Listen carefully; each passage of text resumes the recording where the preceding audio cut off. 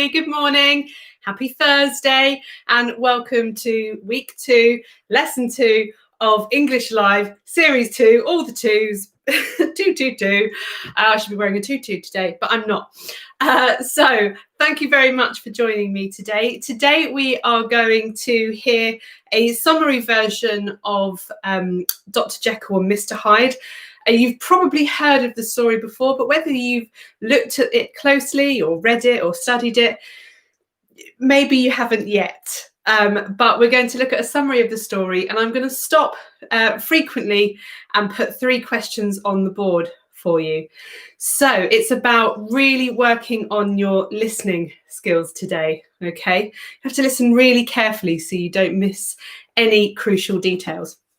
Now, before I get started with the lesson, like always, I start off with some shout outs, and Mummy English has been as busy as ever collecting in all of the shout outs from the live chat. So thank you, Mummy English, and a big shout out to you from me. So here we go. I always get breathless, partly it's this, but partly because there's so many names. So bear with me for these shout outs.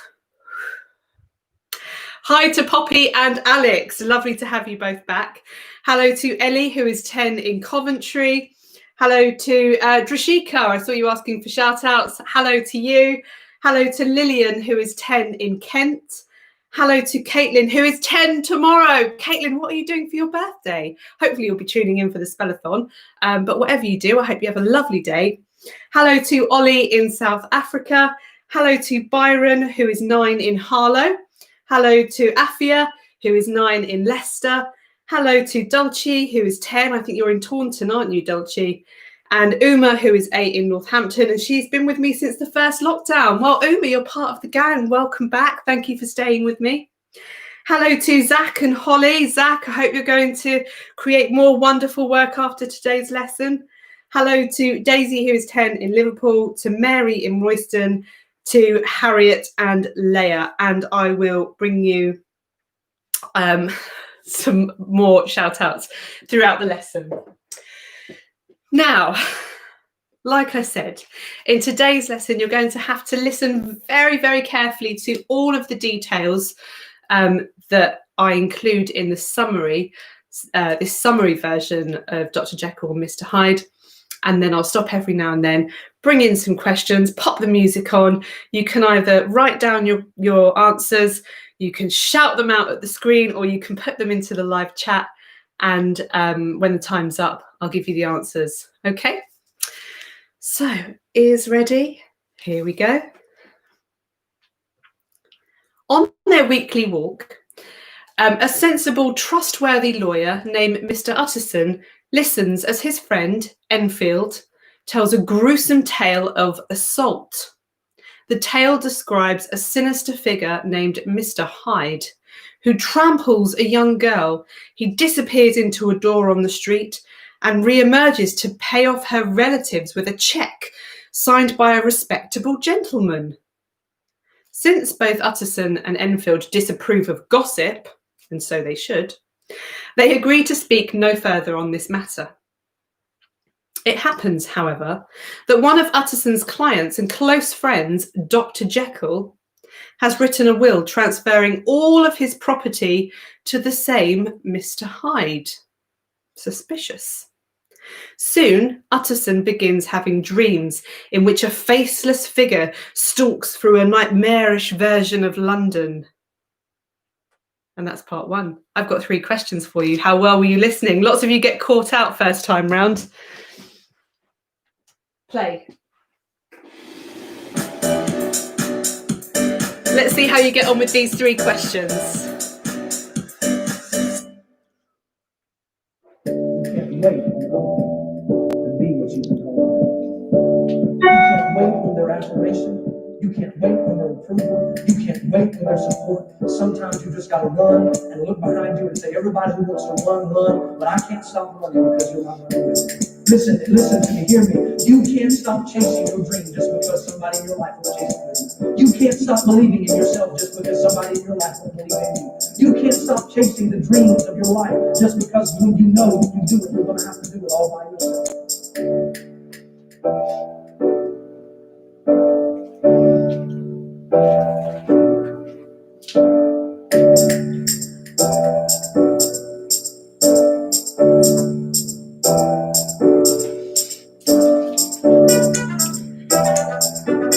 Well done, Lil's World.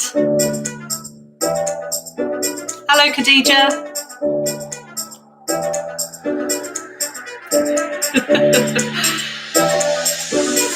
Hello, Amani.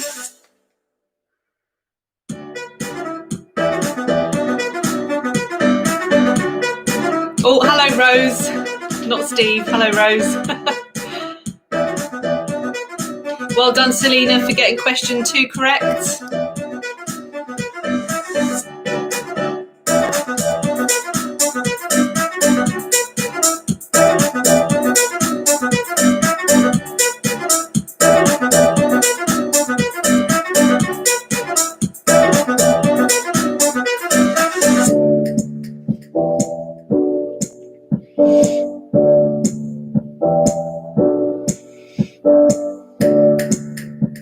Hello, Melanie, and your big gang.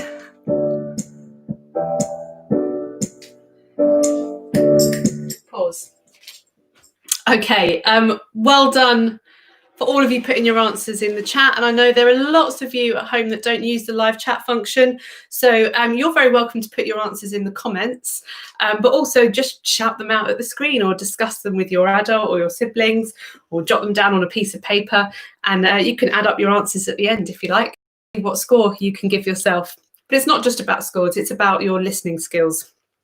So question number 1, what is the name of Mr. Utterson's friend who tells the gruesome tale? It is Enfield. And question number 2, why do the 2 men decide to speak no further of the matter? Because they disapprove of gossip. And question number 3, what connections do the 2 men make between Dr. Jekyll and Mr. Hyde? Well, Mr. Hyde is the man who supposedly is involved in the assault on the young girl, and Dr. Jekyll writes a will to transfer all of his belongings and property over to Mr. Hyde. And that's where we're at in the story so far. So I'm going to slide that over. If I had like a PowerPoint thing going now, I'd just be like, beep, and it would be done. But no. So let's move on to the next part of the story. Here we go. Puzzled, the lawyer, Mr. Utterson, visits Jekyll and their mutual friend, Dr. Lanyon, to try and learn more. Lanyon reports that he no longer sees much of Jekyll since they had a dispute over the course of Jekyll's research, which Lanyon calls unscientific balderdash. Balderdash was one of our vocabulary stretcher words last summer. Curious, Utterson stakes out a building that Hyde visits, which in turn, it turns out, is a laboratory attached to the back of Jekyll's home. Encountering Hyde, Utterson is amazed by how undefinably ugly the man seems, as if deformed, though Utterson cannot say exactly how. Mysterious. Much to Utterson's surprise, Hyde willingly offers Utterson his address. Jekyll tells Utterson not to concern himself with the matter of Hyde. Jekyll's being a bit suspicious now as well. Okay, hope you were listening. 3 more questions. Play.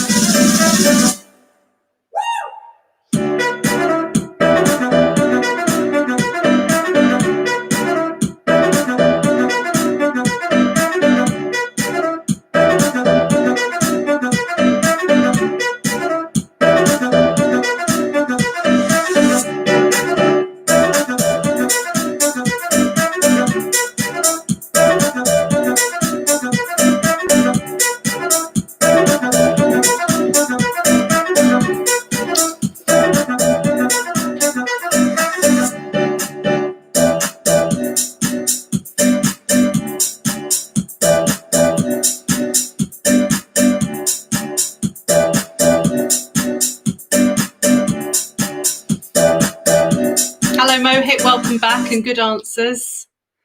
Well done, Lachlan, for getting question 2 correct. You can't wait on their affirmation. You can't wait on their approval. You can't wait on their support. Sometimes you just got to run and look behind you and say, everybody who wants to run, run, but I can't stop running because you're not running. Listen to me, hear me. You can't stop chasing. Well done, Debbie. Well done, Nandini. Well done, Selena. Lots of you getting these correct. Maybe I need to come up with more difficult questions for you.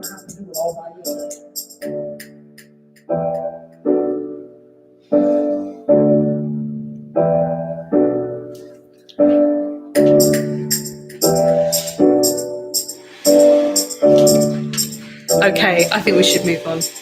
Well done, everybody. Pause.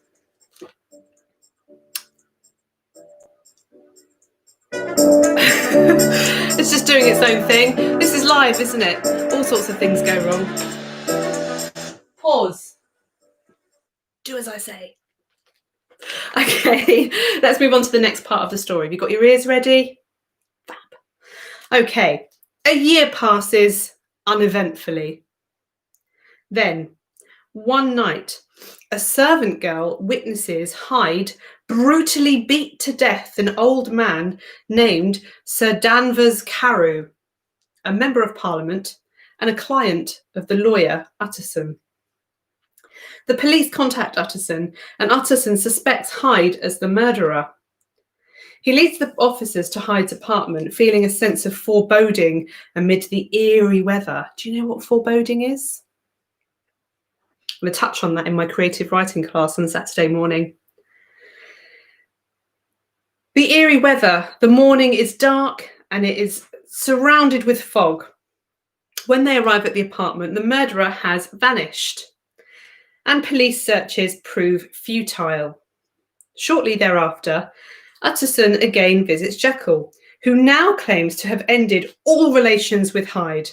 He shows Utterson a note allegedly written to Jekyll by Hyde, apologising for the trouble he has caused him and saying goodbye. That night, however, Utterson's clerk points out that Hyde's handwriting bears a remarkable similarity to Jekyll's own handwriting. Right, let's have 3 more questions. Play.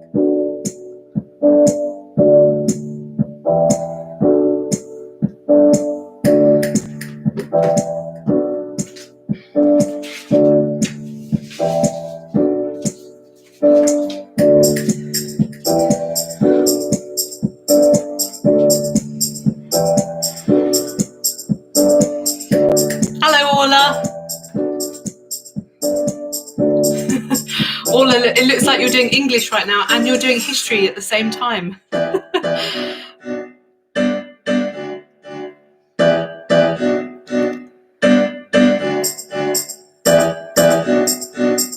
Well done, Iona, for getting question number 3 correct.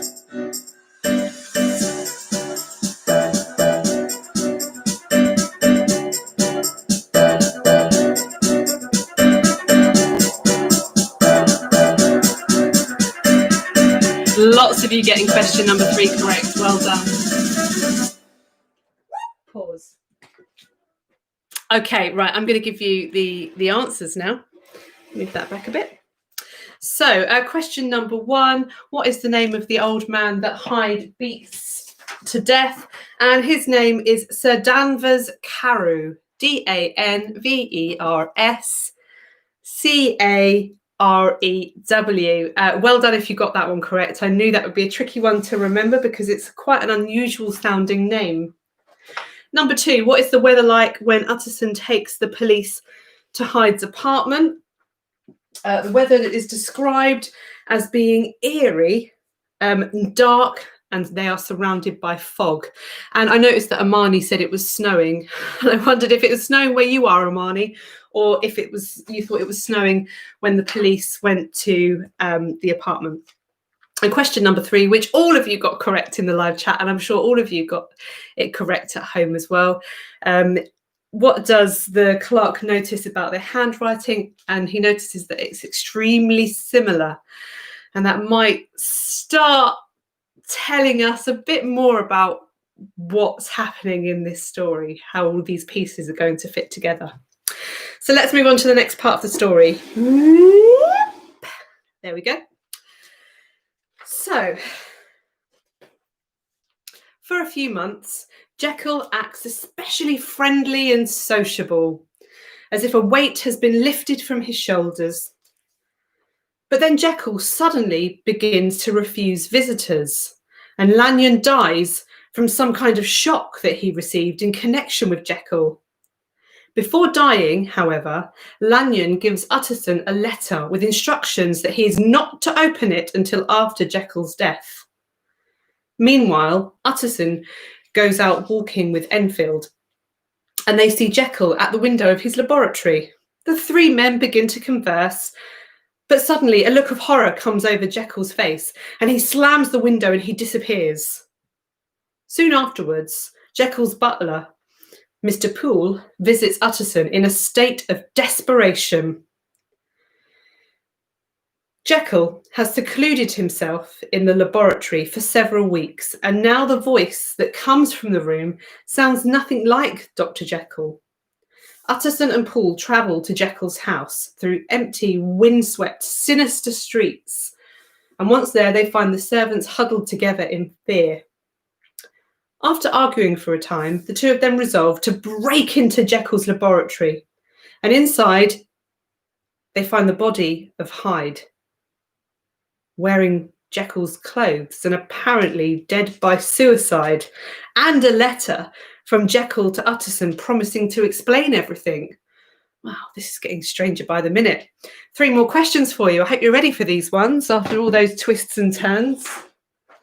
Play.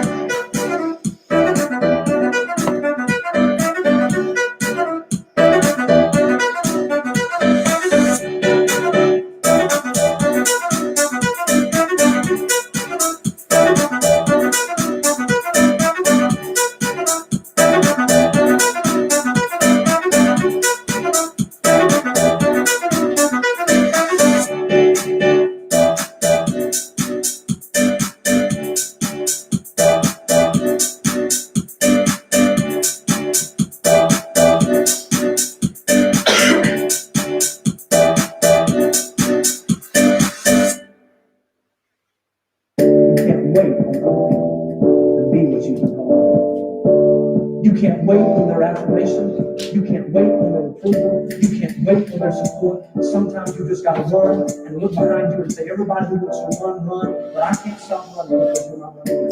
Listen to me, hear me.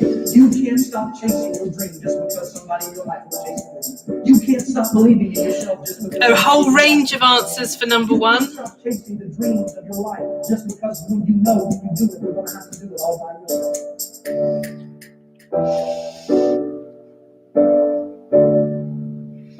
Well done, Harriet, for question 3.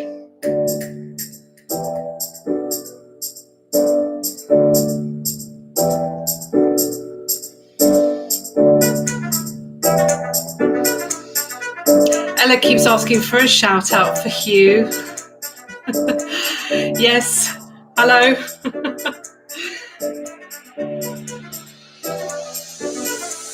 Well done, everybody. Pause. Okay, let's get the answers to these questions. Now, if you are watching this on catch up, you can take as long as you like with your answers. So you can pause the video, spend some more time on it, rewind it if you need to listen to it again, and do it that way. Yeah, catch up is fine. I think there's quite a lot of you that watch on catch up now that you're getting so much work from your schools, which is brilliant.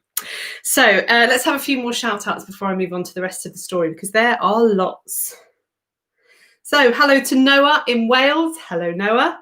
Hello to Rose. She says hi. Hi, straight back at you, Rose. Hello to Amy, Ben, Ethan and Jenna and their cat in Scotland. So hello to all of you over there. Hello to Mishka, who is here for the second time. Hello, Mishka. Welcome back. And Mishka is doing it with her best friend, Navia. Hello to Olivia, who is 9 in Bedworth. She's watched every single video and she always does the challenges. Good work, Olivia. So if any of you are doing the challenges, please make sure you take a photo of it or get your adult to take a photo of it and pop it on the Holly's English Hub Facebook group so we can all have a look at the fabulous work that's going on after the lessons. Hello to Emma. Hi, Emma. Hello, Hafsa, who is 9. Hello, Amelia. Hello, Luke and Oliver from Norfolk. They say hi. Hi back to you two gentlemen as well. And hello to Kate, who is writing her own book for her grandma. What a great thing to do, Kate. I hope it goes well. I'd love to see it when it's finished. Hello to Safia, who is 11, and Amina, who is 6. Hello to Rose Willis. Hello to Via Grover, who is 8, and hi to Dora. So hello to all of you. And thanks for being here. It's lovely. It means that I'm just not here on my own, teaching English to myself or to Bertie the dog, that we've actually got this global classroom going on, which is wonderful. So let's get on with the rest of the story. It's nearing the end now, as you can probably tell. So, did I give you the answers? I didn't give you the answers. Let's do the answers. So, how long does Jekyll act friendly and sociable for? It's for a few months. Lots of you were saying a week or a few weeks. It's a few months. Which two men, whilst out walking, have a conversation with Jekyll at the window of his laboratory? It's Utterson and Enfield. Remember, Lanyon is now dead. And question number 3, what do Mr. Utterson and Mr. Poole find in Dr. Jekyll's laboratory? Lots of you got this one correct. They find the body of Hyde wearing Jekyll's clothing. Right, let's move on to the rest of the story now. So here we go. Utterson takes the document home, the letter, where first he reads Lanyon's letter. It reveals that Lanyon's deterioration and eventual death were caused by the shock of seeing Mr. Hyde take a potion and metamorphose, which means to change, into Dr. Jekyll. The second letter constitutes a testament by Jekyll. It explains how Jekyll, seeking to separate his good side from his darker impulses, discovered a way to transform himself periodically into a deformed monster who is free of conscience, Mr. Hyde. At first, Jekyll reports, he delighted in becoming Hyde and rejoiced in the moral freedom that the creature possessed. He could do anything. Eventually, however, he found that he was turning into Hyde involuntarily in his sleep, even without taking the potion. That's pretty scary. At this point, Jekyll resolved to cease becoming Hyde, and one night, however, the urge gripped him too strongly, and after the transformation, he immediately rushed out and violently killed Sir Danvers Carew.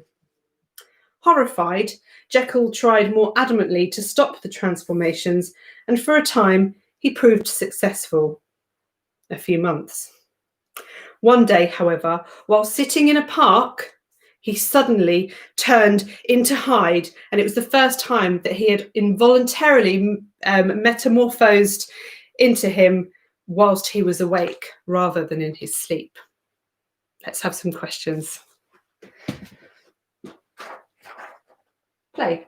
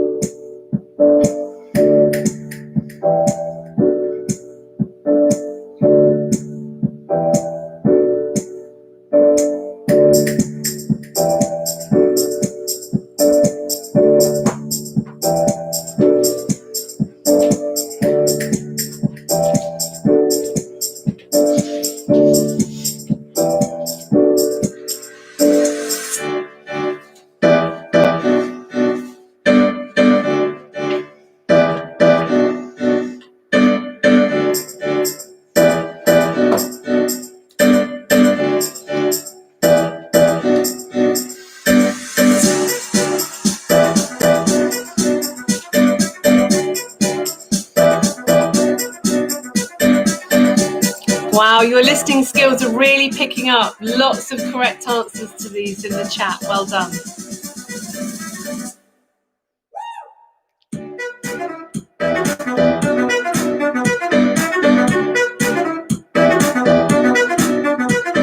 Well done, Lachlan.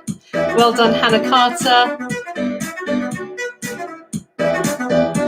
Well done, Cecilia.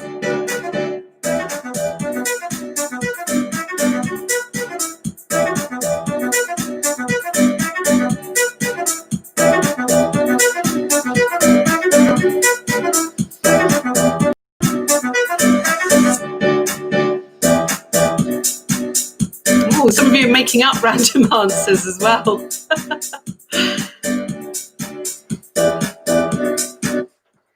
Pause. Okay, let's get the answers to these questions. So, number one, what does the letter reveal as the cause of Mr. Lanyon's death? It reveals that the cause of his death was deterioration and death caused by shock of seeing Mr. Hyde take the potion and metamorphose into Dr. Jekyll. So it was shock and drama that killed him. Number two, what did Jekyll first enjoy about becoming Hyde? Well, originally he liked that there were no moral restrictions, that he could do anything he wanted to do as somebody else. And question number three, where was Jekyll when he first involuntarily turned into Hyde? I wasn't very specific with this one because the first involuntary time was in his sleep, but I was actually referring to the moment in the summary where he's in the park. So I should have said during the day when he first turned into Hyde, and it was in the park. So well done if you got those correct. And now we're on to the very last section of the story. And then we'll finish up. I hope you're enjoying it. It's a great story. You should read it or watch the film version and read it hand in hand. So the letter continues, describing Jekyll's cry for help. Far from his laboratory and hunted by the police as a murderer, Hyde needed Lanyon's help to get his potion and become Jekyll again. But when he undertook the transformation in Lanyon's presence, the shock of the sight instigated Lanyon's deterioration and death. And meanwhile, Jekyll returned to his home, only to find himself ever more helpless and trapped as the transformations increased in frequency and necessitated even larger doses of potion in order to reverse themselves. He's got himself in a real sticky situation here, to say the least. That's an understatement. It was the onset of one of these spontaneous metamorphoses that caused Jekyll to slam his laboratory window shut in the middle of the conversation with Enfield and Utterson, if you remember. Eventually, the potion began to run out, and Jekyll was unable to find the key ingredient to make more. His ability to change back from Hyde into Jekyll slowly vanished, and Jekyll writes that even as he composes this letter, he knows that he will soon become Hyde permanently, and he wonders if Hyde will face execution for his crimes or choose to kill himself. Jekyll notes that, in any case, the end of his letter marks the end of his life as Dr. Jekyll, and with these words, both the letter and the novel come to a close. Sad ending, in a way. Or is it a good ending? Maybe you can make that question number 4. Right, here we go. The last 3 questions. Play.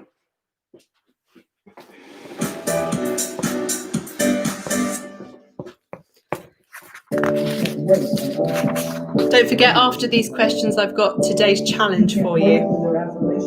You can't wait for their approval. You can't wait for their support. Sometimes you just got to run and look behind you and say, everybody who wants to run, but I can't stop running because you're not running.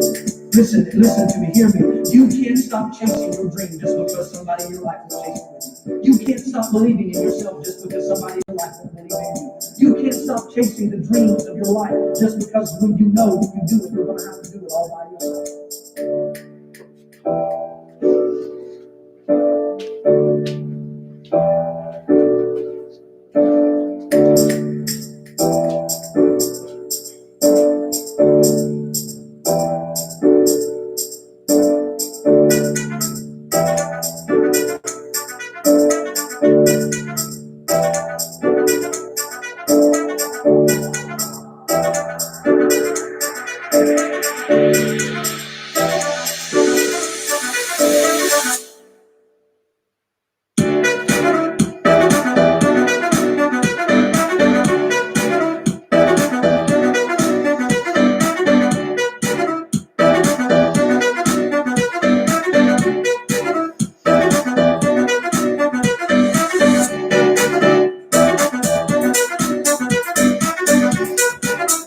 Well done, Lachlan. You've been listening.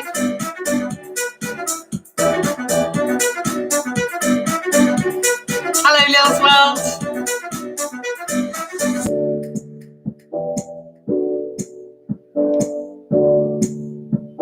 Shout out to everyone. Well done, Harriet. Well done, Selena. Lots of correct answers now.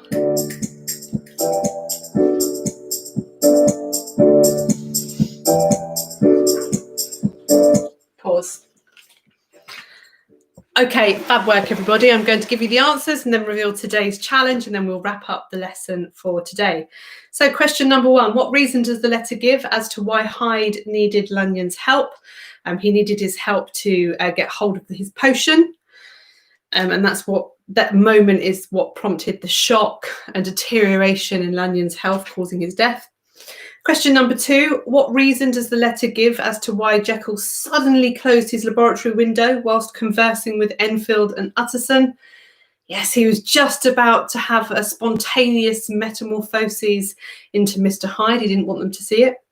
And question number 3, how does both the letter and the novel come to a close? Well, sadly, it comes to the close with Jekyll saying that in any case, the end of the letter marks the end of his life because he cannot carry on transforming backwards and forwards between Hyde and himself. So you can add up if you got a score out of all of those questions. But remember, it's not about a score. It's about your listening skills and understanding the story and hopefully enjoying the story. So today's challenge, just slid my board out of the way. Probably could have just left it here. Here we go. So today's challenge is to create an information poster about the author Robert Louis Stevenson, include information about his early life, his career, his influences, and anything else that you think is interesting. Maybe some other books that he's written, some famous quotes from his writing. It's up to you. So a little bit of research today on a famous author. So that does bring me to the end of today's lesson. Thank you very much for joining me. We've run over slightly. But I look forward to seeing you tomorrow for the Spellathon. And don't forget, of course, that I've got my smaller group classes. So I've got Creative Cafe, my creative writing class on Saturday morning, Grammar Getters on Tuesday, and Analyze This on Wednesday. And you can book those on Eventbrite. Have a lovely afternoon. Good luck with your home learning. And I'll see you tomorrow for that Spellathon. See you soon. Bye.